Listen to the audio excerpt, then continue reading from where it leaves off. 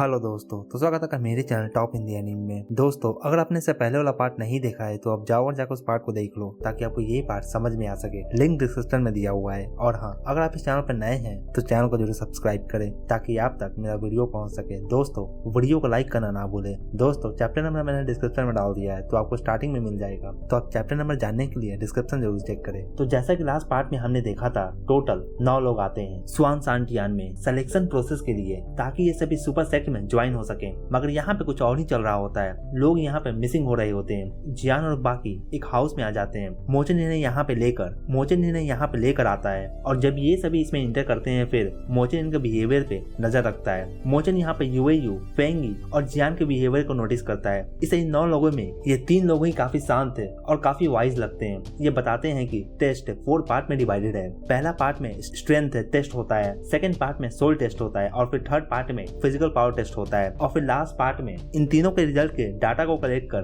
4th test का marks दिया जाता है। अब यहाँ पे इन्हें टैलेंट मार्क्स मिलने वाला है 1 से लेकर 5 तक का। इन लोगों से पहले जो भी यहाँ पे आए थे सभी ने अपना टेस्ट को कम्प्लीट कर लिया है। अब तो सिर्फ इनका ही रह जाता है और इसके बाद ट्रायल होगा जो कि टैलेंट के नंबर पर डिपेंड करेगा। अब कौन इसमें अच्छा और फर्स्ट आने वाला है ये तो हमें आगे ही पता चलने वाला है। अब ये सुनकर सनमिंग थोड़ा चिंता करता है। अब जबकि इसका सोल पावर वीक है तो फिर मगर इसका फिजिकल पावर और साथ ही इसका खुद का स्ट्रेंथ काफी अच्छा है। अब मोचन एक क्रिस्टल बॉल को निकालते हैं और फिर इन्हें अपने एनर्जी को इसमें डालने को कहते हैं। अब सनमिंग सबसे पहले आता है और अपने एनर्जी को इस क्रिस्टल बॉल में डालता है जो कि मोचन के हाथों में होता है। मोचन का पावर यहाँ पे लेट सैमसंग डाउडी पे रजिस्टर होता है। फिर वांग जोंग आता है और इसका पावर भी लेट सैमसंग डाउडी पे रजिस्टर होता है। फिर बारी फेंगी का भी आता है, पिनाकल सैमसंग डाउडी। ऐसा करते करते बाकी भी आते हैं और लास्ट में जियान आता है और इसका पावर लेट सैमसंग डाउडी आता है। यहाँ पे पावर रैंकिंग में सैमसंग वर्ड यूज किया गया है। ऐसा लगता है कि डाउडी 4 स्टार नीचे के लिए यूज किया जाता है, बट जियान का पावर हमें पहले से ही पता है कि ये डाउडी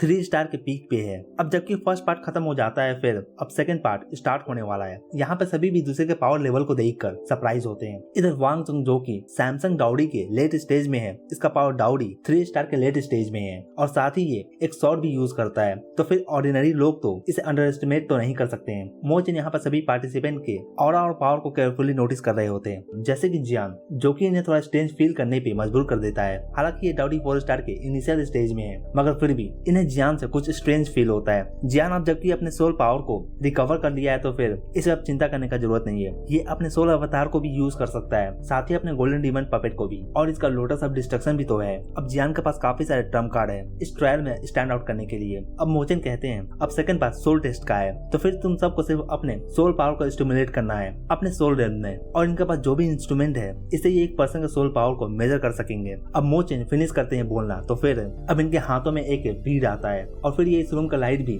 ऑफ कर देते हैं। इस बीड को देखकर लियोविंग कहता है ये एक स्पिरिट बीड है। अब जियान पूछता है ये स्पिरिट बीड क्या होता है। ये एक तरह का बीड है जो सोल पावर को डिटेक्ट करता है। कोई भी पर्सन जो बॉर्न होता है वो अगर अपने सोल पावर को कल्टिवेट ना भी करे तो भी उसका सोल पावर होता ही है। ये अलग बात है कि वो वीक हो सकता है। अब एक एक कर सभी आगे आते हैं। वांग जोंग जब अपने सोल पावर को टेस्ट करता है फिर मोचन इसके सोल पावर को 4 नंबर देते हैं। वांग जोंग ज्यादातर अपने सोल को ही प्रैक्टिस करता है। अब इसके बाद सनमिंग आगे आता है और इसका सोल पावर 3 पे है। अब ये देखकर वांग जोंग कहता है तुम्हारा सोल पावर तो मुझसे भी वीक है। इस पर सनमिंग कहता है मैं अपने सोल पावर को ट्रेन नहीं करता। अब धीरे धीरे सभी का सोल पावर टेस्ट होता है यहाँ पे, जैसे जैसे सेंसू का सोल पावर 5 पे है इसका, फिर फेंगी का इसका सोल पावर 7 पे है, फिर यूएयू का इसका सोल पावर भी 7 पे है। मोचन यहाँ पे सभी के सोल पावर को देखकर लिटिल सरप्राइज ही होते हैं। अब तक सोल पावर नंबर 7 तक ही जा सका है। हालांकि अगर कोई टैलेंट 5 हासिल करना चाहता है तो फिर उसे सोल पावर में भी काफी अच्छा करना होगा। सोल पावर में करीबन 8 नंबर लेकर आना होगा। अब जियान आगे आता है। अब जियान अपने आंखों को क्लोज करता है और फिर अपने माइंड को शांत करता है। अब अपने सोल पावर को यूज कर मोचन के हाथों में बीट की ओर डायरेक्ट करता है। अब जब इस डार्क रूम में जियान का सोल पावर निकलता है फिर ये काफी ब्राइटली शाइन करता है। ये देखकर मूलर कुछ खास खुश नहीं होता। आखिरकार इसे जियान ने रूइंस में इसे डिफीट किया था जो। अब वांग जोंग भी कहता है जियान ऐसा लगता है कि तुम्हारा सोल पावर पहले से काफी ज्यादा बढ़ गया है। फेंगी कहती है मैंने सुना है कि जियान फर्स्ट ग्रेड का एल्केमिस्ट भी है। एक एल्केमिस्ट के पास काफी सारे इंग्रेडिएंट्स है, फायर पावर और साथ ही सोल पावर भी होता है। ये जानती है कि जियान के पास है ये दोनों है, मगर सोल पावर में ये भी अब तक विश्वास नहीं कर रही थी कि जियान का सोल पावर इतना ज्यादा भी हो सकता है। सनमिंग भी कहता है इस बार जियान को कितने नंबर मिलने वाले हैं। फेंगी जिसका सोल पावर एम्परर लेवल पे है इसे 7 नंबर मिले हैं, तो फिर जियान का सोल पावर तो इसे भी ज्यादा है, तो इसे कितना नंबर मिलने वाला है। इधर मूचन अपने बीड को देख रहे होते हैं। इस बीड में नंबर 8 अपीयर होता है। अब ये सुनकर जियान अपने सोल पावर को और भी इंक्रीज करता है। अब ये देखकर सभी और ज्यादा सरप्राइज होते हैं। इतने में मोचेंग के हाथों में जो ये बीड है इसमें 9 नंबर अपीयर होता है। इधर मोचेंग ये देखकर काफी खुश होते हैं। इन्होंने अभी तक इस तरह के टैलेंट को देखा नहीं था। मगर जियान यहाँ पे भी नहीं रुकने वाला था। अब जब जियान अपने स्पिरिचुअल पावर को रिलीज करता है फिर इस बीट पे 10 नंबर अपीयर होता है। अब ये रूम पूरे तरीके से ब्राइट लाइट में साइन कर रहा होता है। जियान के बॉडी के अंदर काफी सारे इंस्क्रिप्शन एक्टिवेट हो जाते हैं, जैसे कि मैजिक मूवमेंट, स्केयर्ड मूवमेंट और स्पिरिचुअल मूवमेंट। इन सभी से काफी पावरफुल सोल पावर ब्रस्ट होता है। अब मोचेंग के हाथों में से ये बीट ऊपर एयर में फ्लोट करता है और ये 9 अलग अलग कलर ऑफ रेज में लिपटा होता है। ये 9 कलर ऑफ रेज पूरे रूम में फैल जाते हैं। पहले के सोल टेस्ट में अगर कोई भी पर्सन 2 कलर ऑफ रेज को शो करता या फिर उसका रेज थोड़ा बहुत ही दिखता तो फिर वो 8 नंबर को अचीव कर पाता था। अब मोचेंग के फेस को देखकर जियान पूछता है, सीनियर ब्रदर मो क्या हुआ? अब ये कहते हैं मैं ठीक हूँ। अब ये तुरंत ही जाओ हेक को कॉल करते हैं और कहते हैं आगे के टेस्ट को तुम हैंडल करो, मुझे एक इंपॉर्टेंट मैटर पर डिस्कस करना है। इतने में एक डार्क फिगर इस रूम में अपीयर होता है। अब ये आकर कहता है क्या कर रहे हो तुम मोचेन? अब ये डार्क फिगर देखता है कि मोचेन लास्ट ग्रुप के सोल पावर को टेस्ट कर रहा है यहाँ पे। ये भी यहाँ पे इस रूम में ब्राइट लाइट को देखकर काफी सरप्राइज होता है। अब मोचेन जियान से कहता है जियान मेरे साथ आओ अंकल वू से मिलने के लिए। इधर ये 8 लोग भी इस सीन को देख रहे होते हैं। इधर दूसरी ओर हुडू और वू जैंग दोनों ही मिसिंग पर्सन को लेकर बातें कर रहे होते हैं, खास करके जैंग फैमिली के 2 मिसिंग पर्सन को लेकर। ये बात कर रहे होते हैं कि जैंग फैमिली के वो 2 ब्रदर्स क्यों यहाँ पे आए थे, क्या वो टेस्ट देकर सेलेक्ट होना चाहते थे? इतने में यहाँ पे मोचेन आता है जियान के साथ और ये कहता है अंकल वू मैं कुछ रिपोर्ट करना चाहता हूँ। अब ये सुनकर ये भी कहते हैं ठीक है फिर बताओ क्या बात है। अब जब ये अपने स्पिरिट बीट को यहाँ पे दिखाते हैं जिसमें 9 कलर्स होते हैं, ये देखकर वू जियांग और साथ ही हुडो दोनों ही काफी सरप्राइज होते हैं। मोचेन कहते हैं अंकल हु ने जिस ग्रुप को लेकर यहाँ पे आए थे, यहाँ पे मैं इनका टेस्ट ले रहा था। जियान के सोल के टेस्ट के समय में जियान ने 9 कलर ऑफ रेज को शो किया है। अब ये सुनकर ये दोनों ही काफी सरप्राइज होते हैं कि ये सच में सच है। अब इधर जियान भी कंफ्यूज होता है कि चल क्या रहा है यहाँ पे। अब ये इनसे पूछता है। इस पर हुडू कहते हैं अब जबकि तुम्हारा सोल पावर 10 पे चला गया है तो फिर हम तुमसे कुछ छुपाने वाले नहीं है। ये कहते हैं फिजिकल पावर और स्ट्रेंथ ये दोनों ही ठीक है, मगर अगर किसी का सोल पावर हाई हो तो फिर वो पर्सन का फ्यूचर अचीवमेंट अनलिमिटेड हो सकता है। हालांकि अगर किसी का फिजिकल पावर और उसके खुद का पावर काफी स्ट्रांग हो तो फिर सुपर सेक्ट उसमें इंटरेस्ट शो करते हैं। मगर तुम्हारे केस में अगर ये बात अगर सुपर सेक्ट को पता चल जाता है और अगर तुम इस टेस्ट में पार्ट भी नहीं लेते हो तो फिर भी वो तुम्हें ज्वाइन करने देंगे। हर कोई जानता है कि सोल 10 का मतलब क्या होता है। आफ्टर ऑल अब तक सिर्फ और सिर्फ 5 ही टैलेंटेड लोग थे जो तुम्हारे जैसे अपीयर हुए थे स्वान सांटियान में, और तुम अब 6th बन गए हो। अब जियान भी समझ जाता है कि ये इतना ज्यादा सरप्राइज क्यों है। आखिरकार इस तरह का टैलेंट 10,000 ईयर्स में पहली बार अपीयर हुआ है अब तक। ये बताते हैं कि फिलहाल के लिए तुम्हें ये सोल पावर तुम्हें उतना इंपॉर्टेंट नहीं लग रहा होगा, मगर एक बार जब तुम डाउडी 6th स्टार पे चले जाओगे तो फिर वहां से लेवल अप करने के लिए सोल पावर काफी ज्यादा जरूरी होता है। तो फ्यूचर डेवलपमेंट काफी अच्छा होने वाला है तुम्हारे लिए। जहाँ तक मुझे पता है डाउ सियान लेवल पे जाने के लिए काफी ज्यादा सोल पावर होना चाहिए एक पर्सन के पास, तब जाकर वो डाउ सियान लेवल पे जा सकेगा। डाउ सियान लेवल डाउडी लेवल के बाद का नेक्स्ट लेवल है। अगर सोल का पावर फेरी लाइन तक नहीं पहुंचता तो फिर वो पर्सन हमेशा के लिए डाउडी लेवल पे ही रह जाएगा। अब जबकि तुम्हारा सोल का जन्म से ही पावर तुम्हारा 10 पे रीच कर गया है तो फिर तुम्हारा फ्यूचर लिमिटलेस होने वाला है। अब जियान भी ये सुनकर सर हिलाता है। अब जियान भी समझ चुका है कि इसके आगे अब इसका लेवल इसका सोल पावर पे ही डिपेंड करने वाला है, मगर जियान भी जानता है कि इस तरह का थिंग कोई भी रातों रात अचीव नहीं कर सकता है। जियान ने स्टार्टिंग से ही स्टेप बाय स्टेप अपने कल्टीवेशन को डेवलप किया है, अपने खुद के पावर को कल्टीवेट किया, फिर अपने सोल पावर को कल्टीवेट किया और फिर अपने फिजिकल पावर को भी कल्टीवेट किया साथ ही। तो ये जानता है कि आगे का भी प्रोसेस स्टेप बाय स्टेप ही होने वाला है और इस कारण से इन सभी बातों को सुनकर भी ज्यादा एरोगेंट नहीं होता। ये देखकर वो जियांग भी डिलाइटेड होते हैं इसके बिहेवियर को देखकर। अब ये कहते हैं अब जबकि जियांग का टैलेंट इस तरह का है तो फिर इसे आगे के टेस्ट को देने का भी जरूरत नहीं है। जब समय आएगा तो फिर जियांग डायरेक्टली 9 सुपर सेट को ज्वाइन कर सकेगा अपने अनुसार। मगर जियांग यहाँ पे स्टिल पार्ट लेने को कहता है टेस्ट में। ये अपने कॉम्बैट एबिलिटी को भी इंक्रीज करना चाहता है, तो इसके लिए फाइट करना बेस्ट तरीका है। अब ये सुनो वांग जियांग भी कहते हैं तो ठीक है फिर जियांग को आगे का टेस्ट देने का जरूरत नहीं है, इसे 5 टैलेंट का मार्क्स दे दो। अब जियांग को मोचेंग के साथ अपने रेसिडेंट की ओर ले जाते हैं। अब वो जियांग तो सोच रहे होते हैं कि ये मैटर अपने सेक्ट मास्टर को ये बता दे ताकि जियांग के सेक्ट को ज्वाइन कर सके। अब ये एक स्क्रोल निकालते हैं और फिर ये इस स्क्रोल में कुछ लिखते हैं और फिर ये इसे सेंड कर देते हैं। इधर दूसरी ओर बाकी भी अपने टेस्ट को खत्म कर सियाहुई के गाइडेंस के अंदर में अपने रेसिडेंट लौट जाते हैं। इधर जियान का रूम काफी ज्यादा लग्जूरियस दिख रहा होता है। ऐसा इसलिए है क्योंकि सोल टेस्ट में जियान ने काफी अच्छा टैलेंट को शो किया था और इस कारण से इसे हाईली रेट किया जा रहा है। यहाँ पे मोचे ने कहा था कि यहाँ पे पास में एक मार्केट प्लेस है, तो फिर अगर जियान को यहाँ पे कुछ भी खरीदना होगा तो फिर वो वहाँ पे जाकर परचेस कर सकता है। अब जियान भी एक दिन रेस्ट करने के बाद पास के शहर में जाता है। यहाँ पे मार्केट में कुछ मेडिसिन सेल कर रहे होते हैं, तो फिर कोई यहाँ पे वेपन्स को सेल कर रहा होता है। जियान यहाँ पे इस मार्केट प्लेस में 2 थिंग के लिए यहाँ पे आया होता है, एक तो इन्फॉर्मेशन के लिए और दूसरा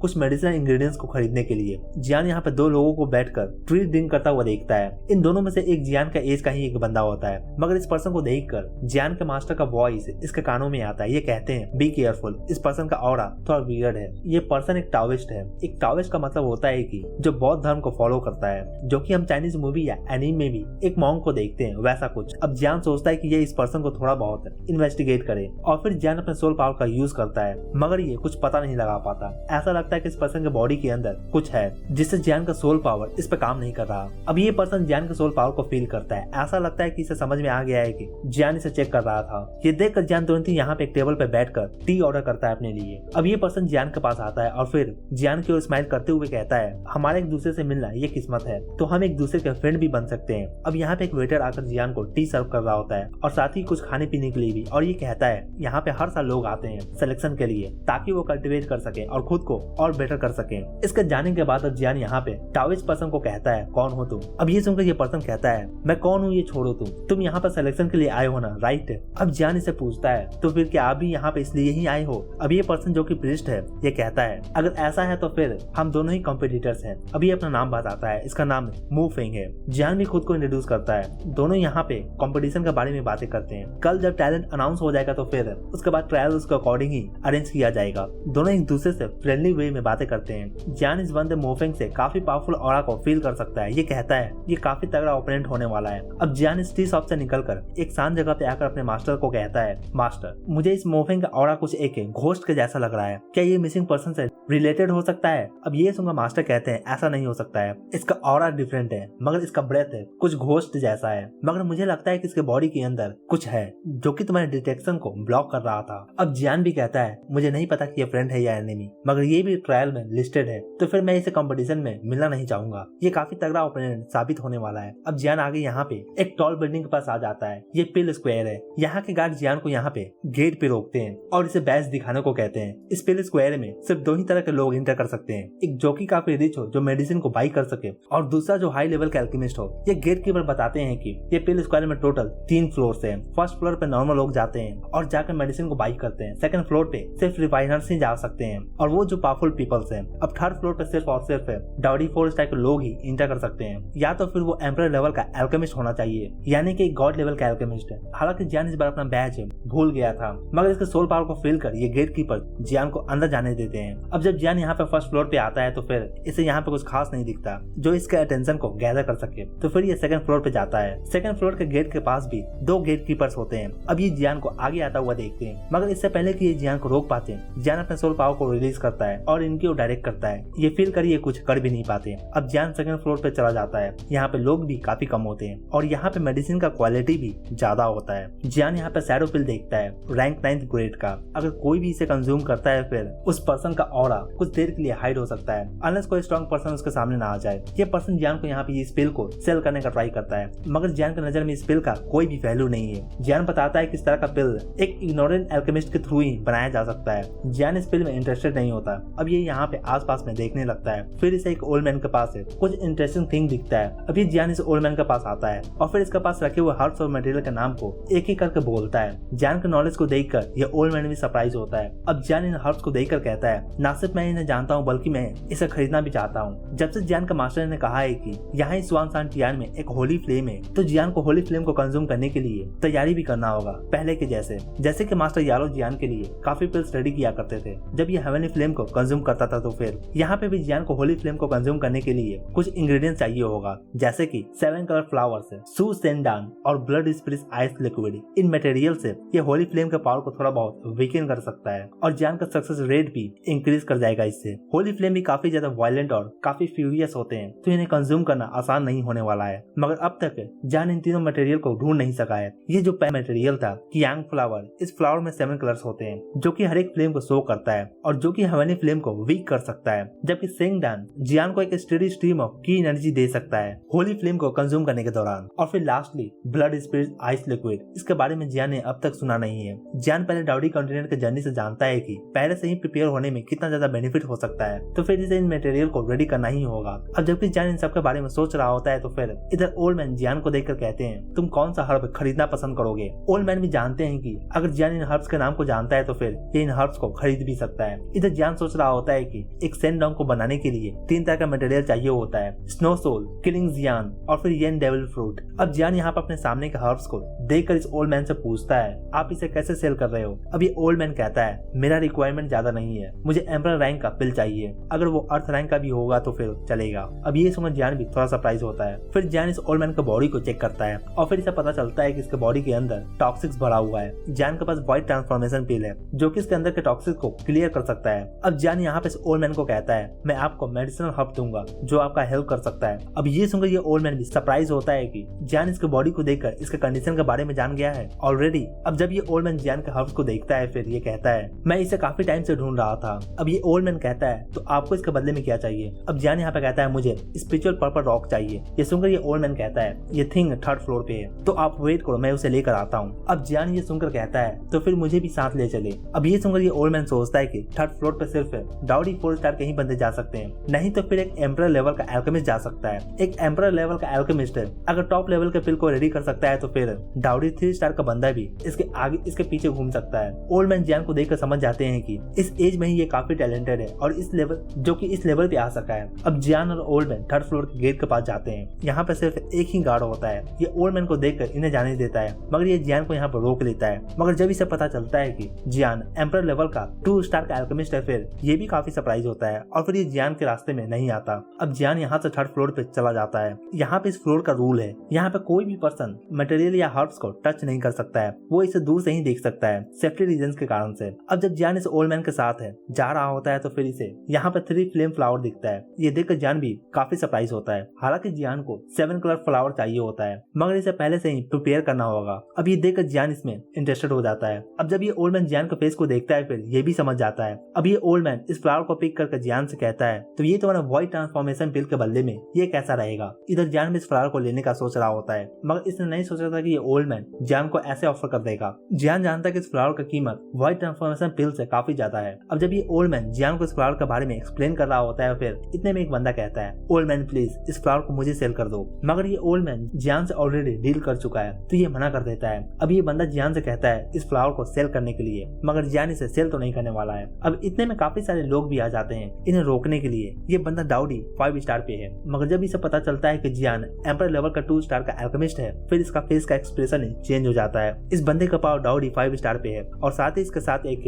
एम्परर लेवल का एल्केमिस्ट भी है जो कि 2 स्टार पे है जियान के जैसा। अब ये बंदा कहता है क्या तुम्हारे पास आंखें नहीं है, मेरे मास्टर को ये चाहिए। अब ये सुनकर जियान कहता है तो फिर ये पिल स्क्वायर अपने गेस्ट को इस तरह से ट्रीट करता है। यहाँ पे मैनेजर इन दोनों को शांत करने का ट्राई कर रहे होते हैं मगर यहाँ पे ये बंदा कुछ ज्यादा ही एरोगेंट होता है और ये जियान को एक कार्ड निकाल कर देता है जो कि एक तरह का करेंसी है और इसका वैल्यू 1 मिलियन युआन है। मगर जियान की नजर में ये अमाउंट ज्यादा कुछ खास नहीं है मगर इस बंदे के पीछे का बैकग्राउंड भी सिंपल नहीं दिख रहा होता। अब यहाँ पे इस बंदे को मैनेजर यहाँ से लेकर चले जाते हैं। फिर मैनेजर आकर जियान को यहाँ पे कंपेंसेशन के लिए एक न्यू मटेरियल निकाल कर देते हैं और कहते हैं ये सोल वार्मिंग स्टोन है, अगर कोई भी इसे पहनता है तो फिर उस पर्सन का सोल पावर भी इंक्रीज कर सकता है। अब ये कहते हैं मुझे लगता है कि आप जैसे एल्केमिस्ट के लिए ये अच्छा होगा। कोई भी यहाँ पे एम्परर रैंक के एल्केमिस्ट से पंगा लेना नहीं चाहता है, इस कारण से ये मैनेजर भी जियान से पोलाइटली बिहेव करता है और साथ ही एक कंपनसेशन भी देता है जियान को यहाँ पे। अब ये देखकर जियान भी इस स्टोन को एक्सेप्ट कर लेता है। अब इस मैटर के बाद जियान और ओल्ड मैन के बीच का ट्रेड कंप्लीट हो जाता है। जियान इसे अपना व्हाइट ट्रांसफॉर्मेशन पिल निकाल कर दे देता है। जियान के जाने के समय में ओल्ड मैन जियान को देखकर कहता है रास्ते में केयरफुल रहने के लिए उन दोनों पर्सन से। अब जियान पिल स्क्वायर से निकलता है। जियान यहाँ पे काफी एक्साइटेड होता है वापस जाकर सोल वार्मिंग स्टोन को ट्राई करने के लिए। जब जियान यहाँ पे अपने रेसिडेंट में आता है फिर ये यूएयू को देखता है अपने डोर के पास, ऐसा लगता है कि ये परेशान है। तो दोस्तों आज के पार्ट के लिए इतना ही, आगे का पार्ट हम नेक्स्ट वीडियो में देखेंगे। तो दोस्तों कमेंट कर मुझे जरूर बताएं कि आपको ये पार्ट कैसा लगा और अगर आपको ये पार्ट अच्छा लगा हो तो वीडियो को लाइक जरूर करें और अगर आप चैनल पर नए हैं तो चैनल को जरूर सब्सक्राइब करें ऐसे और भी एनीमे एक्सप्लेन के लिए। Thank you.